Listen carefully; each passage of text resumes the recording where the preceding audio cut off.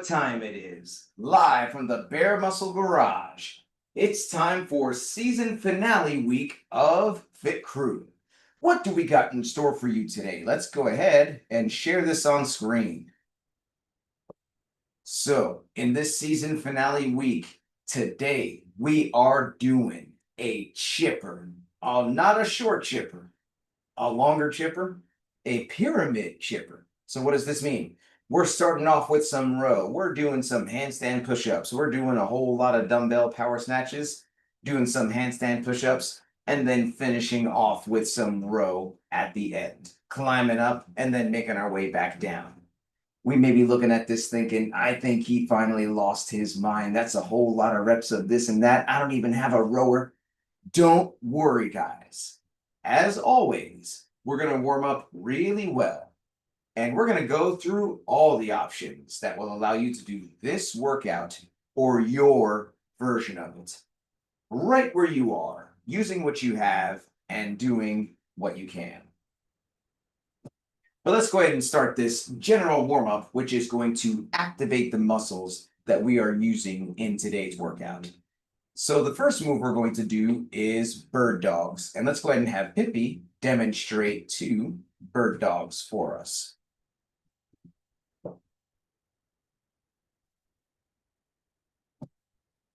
And if we are doing this from the seated position, then the bird dogs are going to look like this. So let's everyone join in and let's do 10 bird dogs together. So the bird dog may actually be a bit hard on the wrists and the knees for some of us, in which case we may choose to do the dead bug instead. Let's have Pippi demonstrate the dead bug here. That's going to be while we're laying on the back. We've got the arms in the air, knees in the air, and then we're lowering opposite arm, opposite leg, with the additional challenge of keeping the other arm and leg stationary. But if we are doing the bird dog as prescribed, we are on hands and knees, and then we are raising opposite arm, opposite leg, going back and forth here, holding the top for about 2 seconds before switching sides. So good job here on the bird dog or dead bug, whichever is better for us.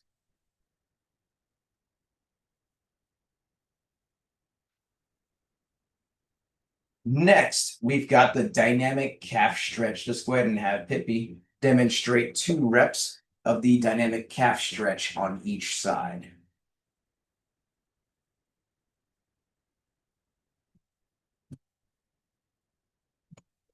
And if we are doing this from the seated position, then we're actually going to do some dynamic elbows like this. So let's all join in here and let's do 10 reps of that dynamic calf stretch on each side. Now, similar to the bird dog, it could be that doing this off the ground is a bit hard on that wrist, in which case we got you covered. We could do this off of an inclined surface. Let's have Pippi demonstrate here. It could be off a counter, off a sofa, off the wall, or any other inclined piece of furniture. We're in an inclined pike position, bending the one knee, pushing that back heel into the ground. But if we are doing this off the ground as prescribed, we're going to pike those hips up, bend the one knee, push the back heel into the ground, hold that for about 2 seconds before switching sides.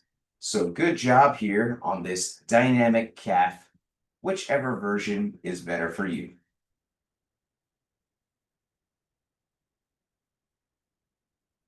Next, we're going to do the walk the floor from the straddle position. Let's have Pippi demonstrate 1 rep for us.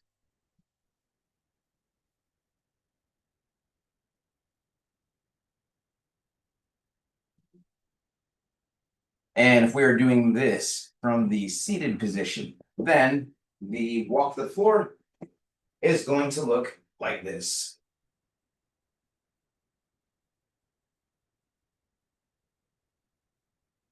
So let's all join in here and let's do 5 walk the floors together. Now, It could be that getting all the way down to the ground is a bit of a challenge, in which case we've got some options for you here. We could do the walk the floor just down to the plank. And so starting from the straddle position with those feet nice and wide, we are going to reach down, touch those toes, walk out to that plank, and then walk it back and reach back at the top. Or it could be that we decide to do this off of the inclined surface, where we get our feet up against that object, then we get our hands down, take a couple steps back, then a couple steps forward, and then we clap overhead. But if we're doing this off the ground as prescribed, we're in a nice wide straddle position, reaching down, walking out to that plank, getting the chest and thighs on the ground, leading with the hips on the way back up, reaching back at the top. So good job here on these walk the floors.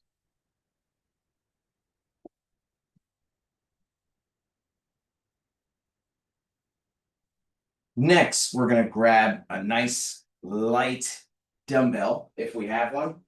By light, we mean 10 pounds or less, 5 kilos or less. If we don't have a light dumbbell, then any other light household object could do. It could be a shoe, a pillow, a teddy bear, a water bottle, whatever the case. So with this light dumbbell, we're going to do some dumbbell deadlifts from between the feet. Let's have Pippi demonstrate 2 reps for us. And if we are doing this from the seated position, then the dumbbell deadlift is going to look like this. So let's everyone join in here and let's do 10 dumbbell deadlifts together, 5 on each arm. So on these dumbbell deadlifts, the dumbbell is going to start on the ground in between the feet. And we've got those hips super low, but the chest is up, shoulders back, and we're looking straight ahead. We're going to take a deep breath in and brace that core as we drive the ground away, getting to a fully standing locked out position with the shoulders back at the top. And we're going to brace that core on the way back down as well. So good job here on these deadlifts.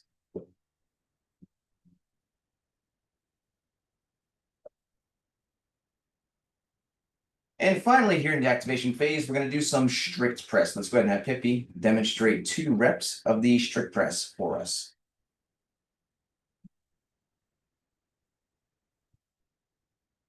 And if we are doing this from the seated position, then the strict press is going to look like this.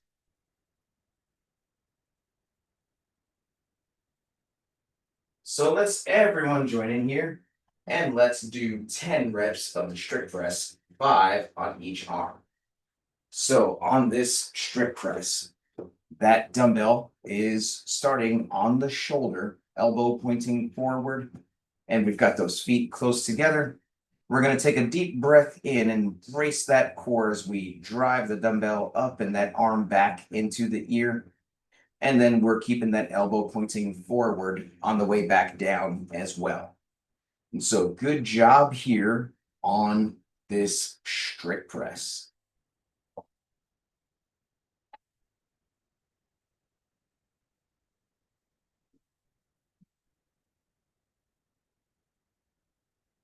Well, that is it for the activation phase. Now we're going to move on to the movement prep, which is where we're going to practice specifically the 3 moves that we are doing in today's workout. The first move is the row. So if you happen to have a rowing machine, such as a Concept 2 rower or any other type of rowing machine, what I'd like you to do is to hop on that right now. And with the resistance or damper setting all the way down, I'd like us to do about a 1-minute row and focus on our technique, driving with the legs first, hitting that lean, waiting till the last moment to scoop those arms to the upper chest. So the right muscle recruitment, legs, lean, pull, and then of course in that recovery, hitting a nice big punch, a scoop with the arms forward as well. But most of us don't have these machines. We're the machines. We're going to do an at-home modification that preserves the stimulus of driving with the legs and then getting those elbows high and outside like a handle at the top. We're going to be doing some kettlebell sumo deadlift high pulls. So if you happen to have a light kettlebell, 10 pounds or less, 5 kilos or less, let's go ahead and grab that now. If we don't, perhaps we can grab a household item with a handle, such as an empty laundry detergent jug or an empty purse, or whatever the case. Could be anything else, could be a pillow even. So with this light kettlebell in hand, let's see some sumo deadlift high pulls, and let's have Pippi demonstrate 3 reps for us.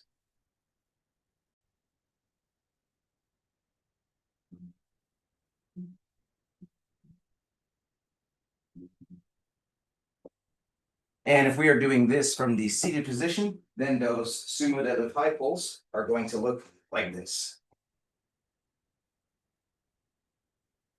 So let's everyone join in and let's do 10 sumo deadlift high pulls together.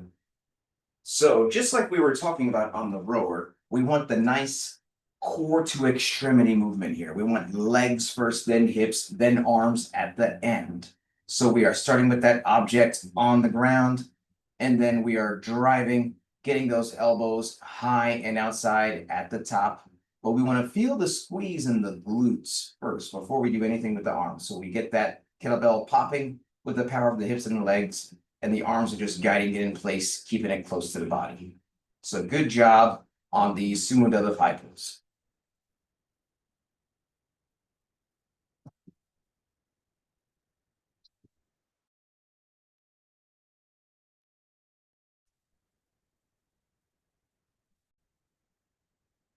The next move that we're doing in today's workout is handstand push-ups, which, as the name implies, involves getting into a handstand and then doing a push-up.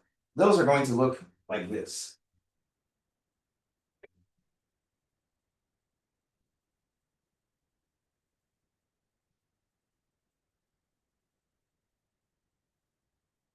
Now, if we've never kicked into a handstand before, please do not try this today without the supervision of a coach. We offer private coaching to safely get you upside down at the right time when you're ready for it. In the meanwhile, we've got lots of different options for you that are going to preserve the stimulus of getting upside down and getting that vertical push. So the first option is going to be straddle pike push-ups. And let's go ahead and have Pippi demonstrate 2 reps of the straddle pike push-up for us.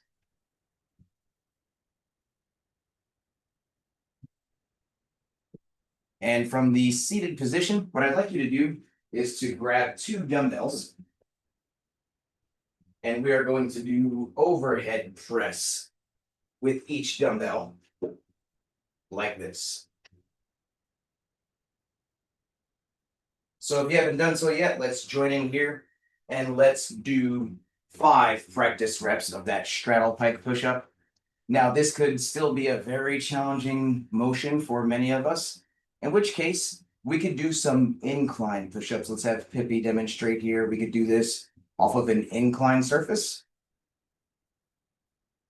And if we've been doing these incline push-ups for some time, maybe we can find ourselves a lower surface to challenge ourselves a little bit more, but still, of course, without sacrificing full range of motion. We're looking for that chest to touch and the arms to lock out at the top.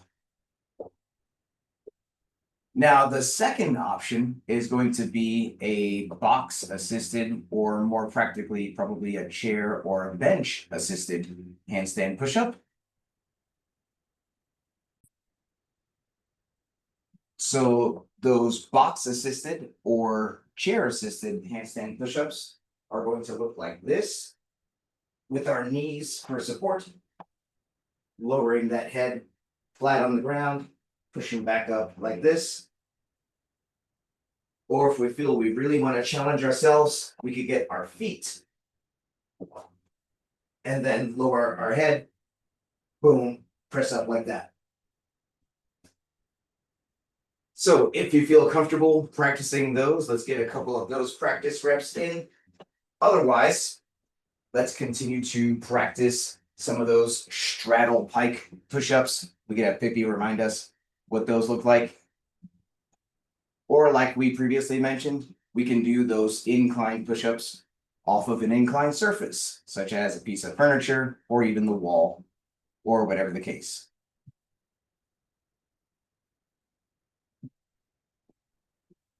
At this point, if you have kicked up into a handstand before under the supervision of a coach in some private coaching, then let's get a couple practice handstand kick-ups. Pippi has certainly done so. And we can practice getting our heels to the wall nice and firm, kicking back down. And after we get a couple handstand kick-ups, we can then practice some strict assisted handstand push-ups using however much assistance is needed. And another very important point to note, it could be that, hey, I've done kipping handstand push-ups before, but it's not ideal to do the kipping handstand push-up unless we have the capacity to do the RX all the way to head level with the hands on the ground or whatever the case. So good job on these handstand push-ups. The third and final move that we are doing in today's workout is the dumbbell power snatch. And to demonstrate that, let's go ahead and have Pippi grabbing that light dumbbell, and she's going to demonstrate 3 power snatches for us.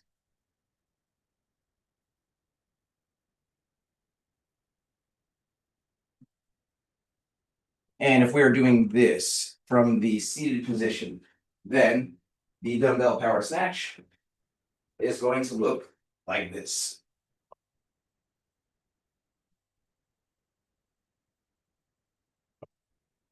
So let's everyone join in, and let's do 10 power snatches, 5 on each side.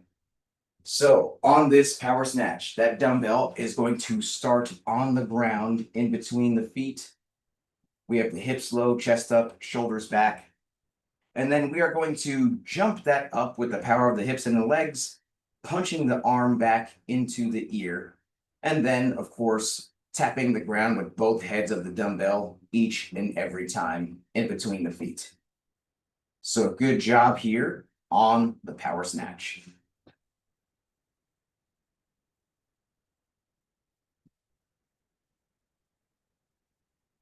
Well, now it's ramp up time. If you've been earning badges and you'd like to add some weight to those dumbbell snatches to do the scaled, intermediate, or RX weight in today's workout, then let's start to gradually add some weight, doing about 3 to 5 practice reps of the snatch on each arm, adding a little bit of weight each time until we get to the weight that we want to use for our division. But if we have not been earning badges or we're just getting back into this after a long time off, then please, let's not add any weight. That super light weight, 10 pounds or less, 5 kilos or less, is going to be more than enough for us today. But whether we're adding weight or not, let's pay close attention to the following checklist. Number 1, please make sure your device is fully charged or plugged in so we can get through this whole workout without losing you. Number 2, let's grab some water. Let's take a sip. Let's make sure we got our water nearby so we can take a sip as needed all throughout the workout. Number 3, I'm going to give everyone a 3, 2, 1, go countdown. And that's how you can synchronize your timer with mine if you choose to use one. Number 4, music. Super important, especially today. It is not a short one. We want to make sure we've got some jams that are going to keep us motivated all throughout. So what's on your playlist? You can blast your music as loud as you want, as long as you can still hear me helping you throughout the workout. And lastly, how are we keeping track of our progress? This is just a 1-round workout here. It's a chipper, meaning we are starting from the top and then chipping our way all the way down. But it's still easy to lose track of how much we've done, what's coming up next, unless we are a teacher's pet and we've got this written down. So if you're a teacher's pet, let's go ahead and show your whiteboard on screen and let's take this picture. Here we go. Teacher's pet picture in 3, 2, 1. Awesome. I'm going to bring the workout back on screen one more time, and then we'll get going. So in just about a minute, we're going to start this timer, and we're about to do this pyramid chipper, meaning we're going to start off with a 50 cal row, then do 25 handstand push-ups, and then we've got 50 dumbbell power snatches, and then 25 handstand push-ups, and then a 50 cal row at the end. Now, it's going to be very important for us to understand our capacity here and to pick good options. So on the row, most of us are doing the kettlebell sumo deadlift high pulls. We're going to be doing 100 of those at the start and 100 at the end. Let's pick a weight accordingly. What's a weight that I could easily hit at least 10 or more in a row before taking a break? We do not want this to feel heavy. We just want it to recreate the feel of pulling on the rower handle and driving with those legs if we were using a rowing machine. So please, let's go lighter than we think we should on that kettlebell. If we're using a rowing machine, we're looking for that first row to take us somewhere between 3 to 5 minutes. But instead of just kind of guessing, we assess, we just did a 1-minute test on that row. So maybe timesing that by 3, that should be a good number for us to stick with at the start and then at the end. But if the 50 is a lot, we can definitely scale that down to 40 or maybe even 30. Whatever we feel we can hustle to get done in about 3 minutes and use that same number at the end as well. On the handstand push-ups, the 25 may seem like a big number, but as long as we pick a movement option that we can get done at least 3s, 5s in a row with a quick break, we should be able to get through those 25 before we know it. We're not expecting to do all 25 in a row without stopping, but what can I do at least 3s, maybe 5s in a row before kicking off the wall, kicking back up? Or whatever option we're doing, whether it's a straddle pike or doing that off of a chair or a box, something along those lines. Let's pick the option accordingly there. And then on the snatch, we're looking for a weight that we can easily hit 5s in a row on each arm before switching sides. You can choose to alternate each rep, but probably doing 5s in a row is going to be the way to success in order to hit today's target window. So your score is going to be the time it takes to get through this pyramid chipper of 100 sumo deadlift high pulls or 50 cal row or less cals if needed, 25 handstand or other type push-ups, 50 dumbbell power snatches, 25 handstand or other type push-ups, and then 50 cal row or less or 100 sumo deadlift high pulls at the end. If you are good to go, give me a thumbs up here and we will get this started. I'm going to give us a 10-second countdown, and then I'm going to highlight Mighty Maps to get us going. So here we go, guys. 100 sumo deadlift high pulls or 50 cal row, 25 handstand push-ups, 50 snatches, 25 handstand push-ups, and then 50 cal row or 100 sumo deadlift high pulls at the end. Starting in 10 seconds. Let's get ready. 3, 2, 1, go. And we are off on the sumo deadlift high pulls. And let's keep those eyes up, especially at the bottom of the movement there. And we're getting that low below the knees, driving that up. So awesome to see Mighty Mouse doing hybrid options here, doing most of these workouts from the standing position, getting more and more range of motion. So most of us doing this, we're probably going to be tapping the ground with the kettlebell, but we got Mighty Mouse getting closer and closer to the ground each and every day. We got Pippi on this row here. And so we are dragging with those legs, getting a nice big lean, hitting that scoop at the end toward the upper chest, and then punching those arms in to crank the rower. Now, if we do happen to have a rowing machine, then the damper setting is a big question that a lot of us get. You know, sometimes people are like, you know what, I need to row all the way. I'm going to put it all the way up on 10. That is not ideal. That's just as bad as rowing on 1. Well, the sweet spot for most of us is somewhere between 4 and 6 on that damper setting. That's going to be the most efficient balance of resistance while being able to crank the machine the way it's designed. But legs, lean, arms, hitting that pull, hitting that punch, that's what we're looking for. And we are breaking this up.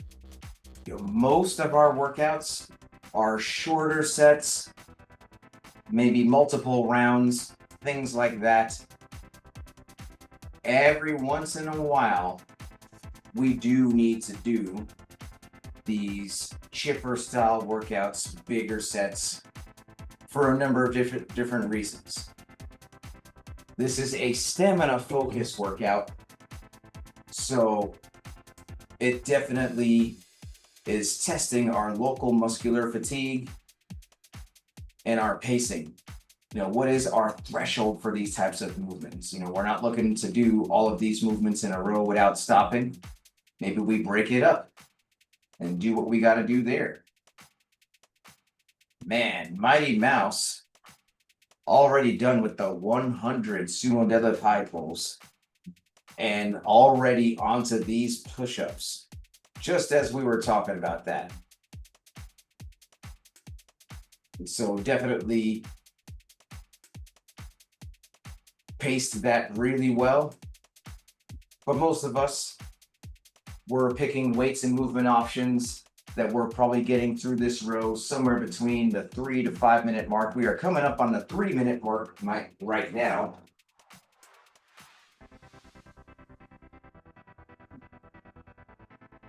So let's keep breathing, let's keep moving. We are getting through this.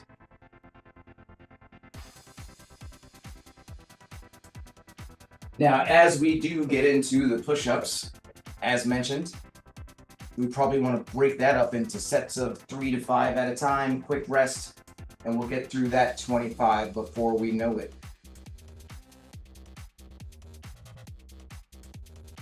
And then just like that, Pippi off the rower, exactly within that target time, about to kick up to the wall, hit some of these.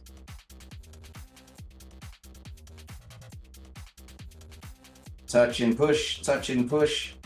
Now, as we push up, we want to push the head through toward the opposite wall. Just like if we had a barbell overhead, we are pressing the head through, pressing the arms back. That's the same type motion we want to see on these handstand push-ups. And let's get lower there, Pippi, to actually make contact. Boom, and then pressing that head through. Hitting sets of like 3 to 5 at a time. And we got Mighty Mouse already on these snatches here. I'm going to go ahead and say I think that dumbbell is looking too light, Mighty Mouse. I think you can challenge yourself just a bit more on that. But we are moving along here. We got Pippi doing a combination of options. So doing some handstands against the wall, some straddle pike push-ups. And feel free to go back and forth throughout the set. Challenging ourselves as much as we can, but scaling as needed to keep moving.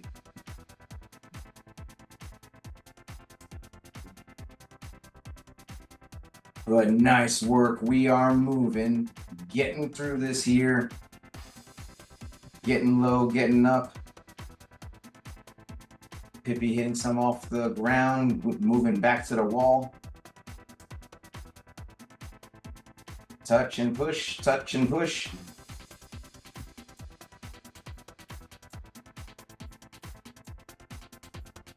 Mighty Mouse with a heavier dumbbell.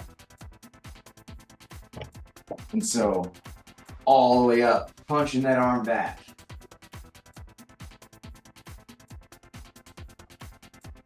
And as we mentioned, as when we get to that dumbbell part, we want to pick a weight that we can probably hit good sets of 5 in a row. And on cue, there goes Pippi. Boom. Cycling through that dumbbell. That dumbbell is looking kind of light for Pippi as well, if I say so myself.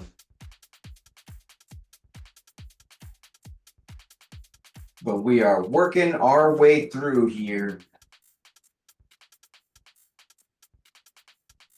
Punching that arm back. Getting down. Using the power of the hips and the legs to drive this motion. Keeping that dumbbell close to the body. Notice we are not letting that dumbbell get way out ahead of us. We are keeping it close to the body. Jumping up, punching back.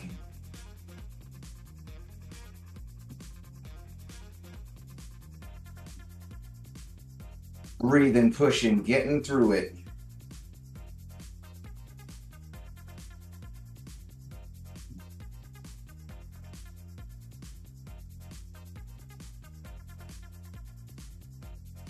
And this set of 50 here is a big mental challenge, as well as, of course, a physical one.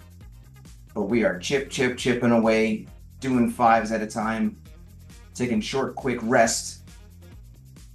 And then before we know it, hey, right on that note, there goes Mighty Mouse. Back to those push-ups.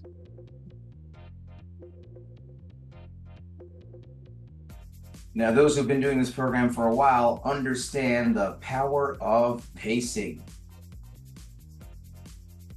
And it's more straightforward when it's multiple rounds.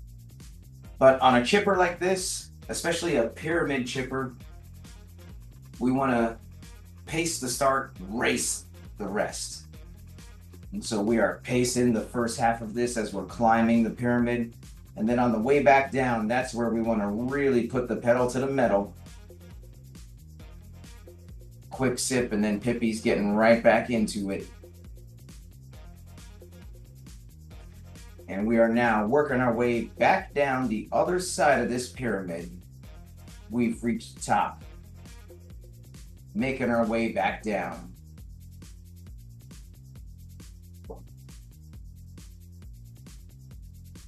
Mighty Mouse. Working through these push-ups.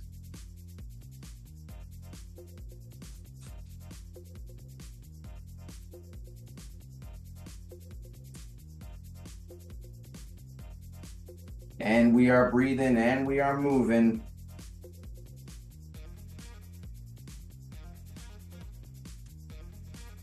Getting through this. Breathe and push, breathe and push.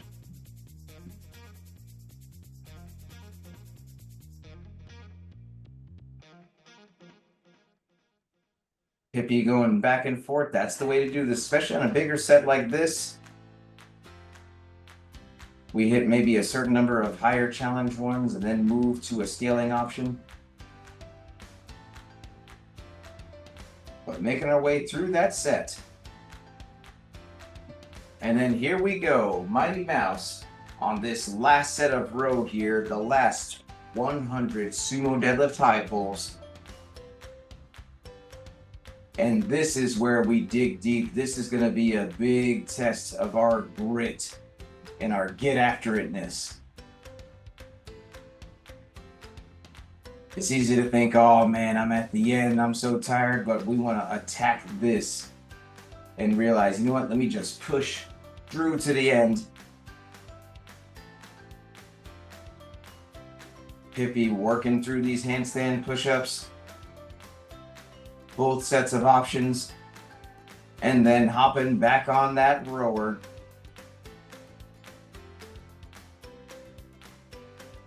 To finish off this last leg here.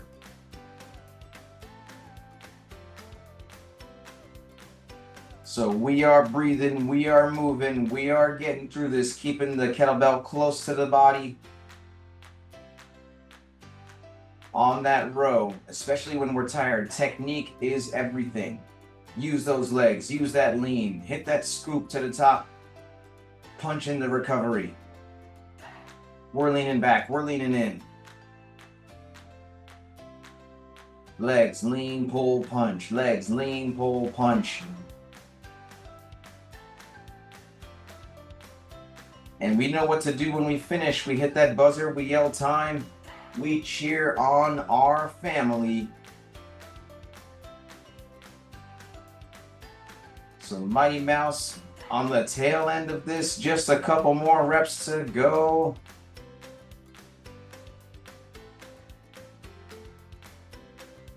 And there goes Mighty Mouse across the finish line. And we got Pippi breathing and pushing. Getting through this row, using those legs.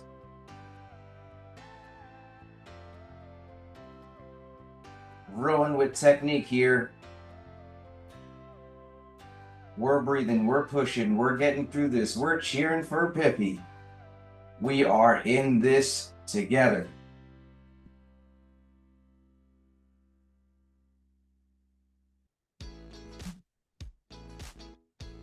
Nothing to it but to do it. Let's go, let's go, let's go. You got this. Keep going. You got it. Almost there, Pippi. This is mental as much as physical. Every stroke getting us closer. Almost there, right in the target window.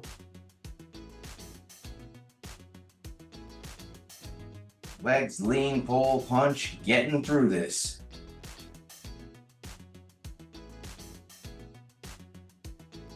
Hitting that lean, hitting that punch, breathing. The big breathing makes a big difference here too. Keep going. You got this. Keep going. Love to hear from the cheering squad. You got this. Keep going.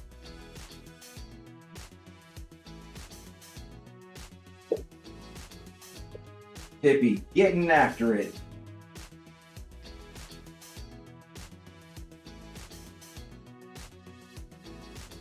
Almost there. Big push, big push, big push.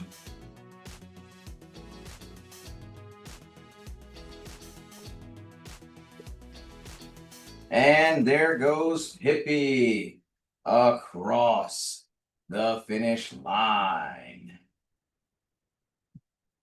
Man, that was crazy as always.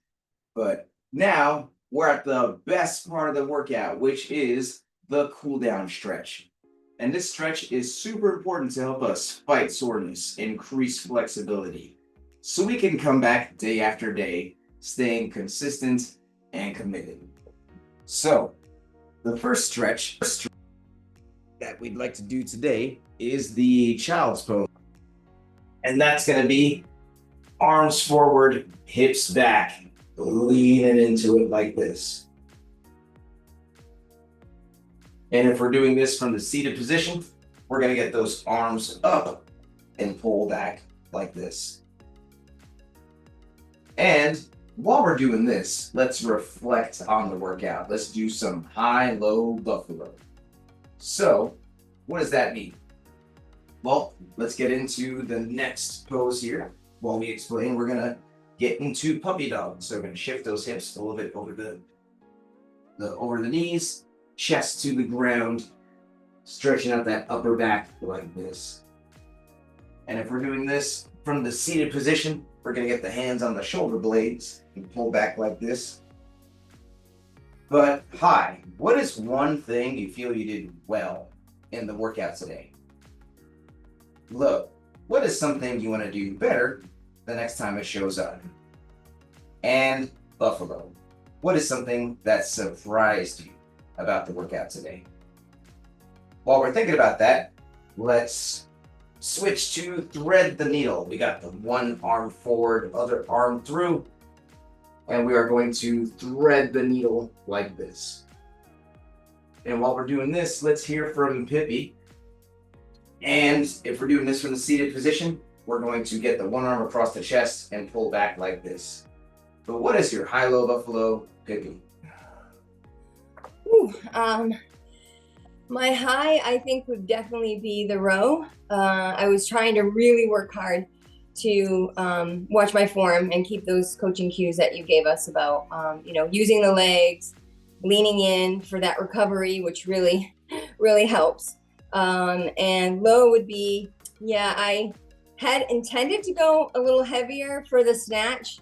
As you saw, I stuck with my lower weight because I just had a little bit of a tightness when I started out doing my handstand push-ups. And so I thought, okay, well, let me just make sure I can, do both. So I did stick with the lower, but I probably still could have gone a teeny bit higher, but I'll work on that next time. So yeah, the buffalo is that I was able to do, I usually sometimes am able to do more in a row, but today for some reason I wasn't able to do as many as I normally could, but I'm happy that I could do even as many as I could because we had the two different, sets of them. So, it was a doozy today, but it was good. Doozy is needed every once in a while. I'm glad that the rowing tips helped. And yeah, I would say you had a little bit more wiggle room in that target window to go a little bit heavier on the dumbbell, but still within the target range, so an appropriate level of challenge nonetheless. So good job, Pippi. And let's go ahead and thread the needle on the other side. We got the other arm forward, other arm through, and we are sinking into it like this. And while we're on this side, let's hear from Mighty Mouse. And if we're doing this from the seated position, let's get the other arm across the chest and pull back like this. But what is your high-low buffalo, Mighty Mouse? My high was the dumbbell power snatch. My low is I miscounted the first half of the row, but I fixed it the second time, the last end of the row. And my buffalo was really just taking my time with those rows and breaking them up really helped. That's the name of the game. And, even with our teacher's pet whiteboards and everything, sometimes when it's big sets like that, it is easy to lose track of things. But, you stayed on track for the rest of the workout, hyper focused for that last row. And the finish time there was pretty much what we were looking for. So I would say you got an appropriate level of challenge. So good job, Mighty Mouse. Well, that's our WOD, that's our stretch, that's our high-low buffalo. You know what's left, this sweaty selfie. Because does this count if we don't take that selfie? Let's flex on the camera and let's take this selfie. Sweaty selfie in 3, 2, 1. And crazy face. And let's put the fist in the middle for the cheer. On 3, 2 claps, fit crew. Here we go. 1, 2, 3. Fit crew. Rude. Thank you so much. If you enjoyed this program, then please give this channel a subscribe, a like, and a share. Thank you very much, and see you next time.